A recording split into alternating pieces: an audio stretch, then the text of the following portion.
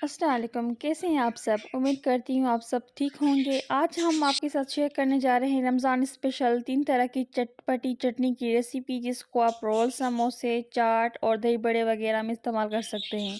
एक दिन बनाएं और महीने भर इस्तेमाल करें। अगर आपको ये रेसिपी हेल्पफुल लगे तो थम्स अप ज़रूर दीजिएगा। अगर चैनल पे न्यू हैं तो चैनल को सब्सक्राइब ज़रूर कीजिएगा। तो आ जाते हैं पहले नंबर चटनी बनाने की तरफ। सबसे पहले हम सौंफ लेंगे हाफ़ टी स्पून, साबुत धनिया लेंगे 1 टीस्पून, जीरा लेंगे हाफ़ टी स्पून, काली मिर्च 1 टीस्पून, अजवाइन हाफ़ टी स्पून और कुटी लाल मिर्च 1 टीस्पून। इसको हम अच्छी तरीके से 2 मिनट के लिए रोस्ट कर लेंगे और ठंडा होने के बाद पाउडर बना लेंगे।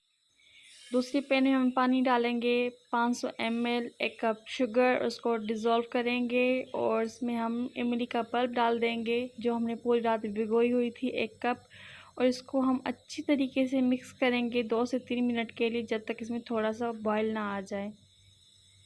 2-3 मिनट के बाद अब इसमें हम शामिल कर देंगे 1 टीस्पून काला नमक और 1 टीस्पून सफ़ेद नमक। आप अपने ज़ायके के मुताबिक भी इसमें शामिल कर सकते हैं, और जो हमने पाउडर बनाया था मसालों का वो हम इसमें शामिल कर देंगे। इसको हम अच्छी तरीके से मिक्स कर लेंगे 5 से 6 मिनट के लिए, और उसके बाद हम 3 टेबल स्पून कॉर्नफ्लोर लेंगे और आधा कप पानी लेंगे। इसको हम अच्छी तरीके से बैटर बना लेंगे।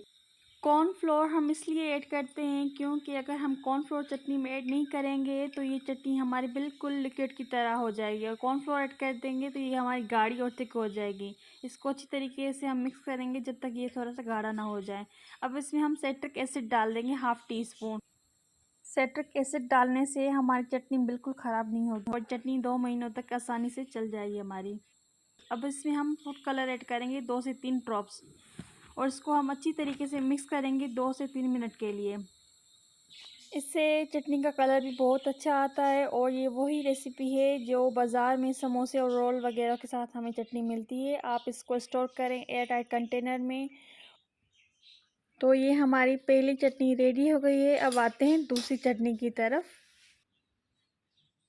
आलू बुखारे का पल्प, जिसको हमने गर्म पानी में भिगो के रखा था और इसको हमने हाथों की मदद से मसल दिया था और बीज निकाल दिए। और इमली का पल्प, ये भी 1 कप हमने लिया था और पूरी रात हमने इमली को भिगो के रखा था। अब इसको हम छान लेंगे और उसके जो भी सारे बीज हैं वो हम निकाल देंगे, और इसको हम अच्छी तरीके से मिक्स करेंगे जब तक इसमें थोड़ा सा बॉयल आ जाए, और इसमें हम शामिल कर देंगे चीनी आधा कप। आप अपने जायके के मुताबिक ऐड करिएगा, और इसको हम मिक्स करेंगे अच्छी तरीके से। अब इसमें हम ऐड करेंगे काला नमक हाफ़ टी स्पून, सफ़ेद नमक वो भी हम हाफ़ टी स्पून डाल देंगे, और चाट मसाला 1 टीस्पून, लाल मिर्च 1 टीस्पून, और इसको हम अच्छी तरीके से मिक्स करेंगे जब तक ये स्लाइटली थिक ना हो जाए। मिक्स करने के बाद अब इसमें हम डाल देंगे citric acid half tea spoon, और इसको हम फ्लेम बंद कर देंगे और ठंडा होने के लिए रख देंगे। जब ये कम्प्लीटली ठंडा हो जाए तो आप एयर टाइट कंटेनर में इसको फिल करिएगा। तो ये मज़ेदार हमारी चटपटी मीठी चटनी रेडी हो गई है। अब आते हैं तीसरी चटनी की तरफ, जो कि है खजूर की। अब हमने 1 कप पानी इसमें ऐड कर दिया है, और जो हमने खजूर लिए थे सीडलेस, इसके हमने बीज निकाल दिए थे। 20-25 आप जितने भी ले सकते हैं वो लें, और इमली का पल्प डाल देंगे। इसको भी हमने भिगो के रखा था और उसको हम छान लेंगे अच्छी तरीके से। हमारे बीज बच गए थे इमली के, उसमें हमने आधा कप पानी ऐड कर दिया और उसके भी हमने अच्छी तरीके से पानी निकाल दिया था, और इसको हम 5 मिनट के लिए कवर करके पकाएंगे धीमी आंच पर। अब इसमें हम गुड़ ऐड करेंगे 1 कप, और इसको हम अच्छी तरीके से मिक्स करेंगे और इसको कवर करके पकाएंगे 10 मिनट के लिए धीमी आंच पर, जब तक ये हमारा गुड़ गल जाए।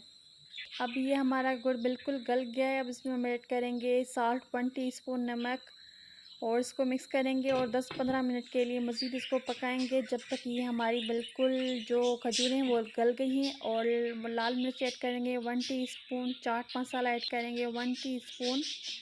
अब इसको मिक्स करने के बाद आप जिंजर पाउडर भी इसमें ऐड कर सकते हैं। अब इसमें ऐड करेंगे citric acid half tea spoon. ये हमारी अच्छी तरीके से चटनी रेडी हो गई है। अब इसको हम कम्प्लीटली ठंडा करेंगे। ठंडा करने के बाद इसको हम एयर टाइट कंटेनर में इसको फिल कर देंगे। जिस गिलास या एयर टाइट कंटेनर में आप फिल कर रहे हैं चटनी को, और याद रखिएगा वो ग्लास जार बिल्कुल गीली नहीं होना चाहिए। आप इसको पेट ड्राई कर लेना अच्छी तरीके से। ये हमारी तीनों मज़ेदार चटनियाँ रेडी है। अब इसको एंजॉय करें पूरा रमज़ान शरीफ। अब इसको आप रोल, समोसे, चाट वगैरह में भी इस्तेमाल कर सकते हैं। यकीन मानिए इतनी ज़बरदस्त ये चटनियाँ बनी हैं और टेस्टी है। आप ज़रूर ट्राई कीजिएगा। तो फिर मिलते हैं एक नई रेसिपी के साथ। तब तक के लिए अल्लाह हाफ़िज़।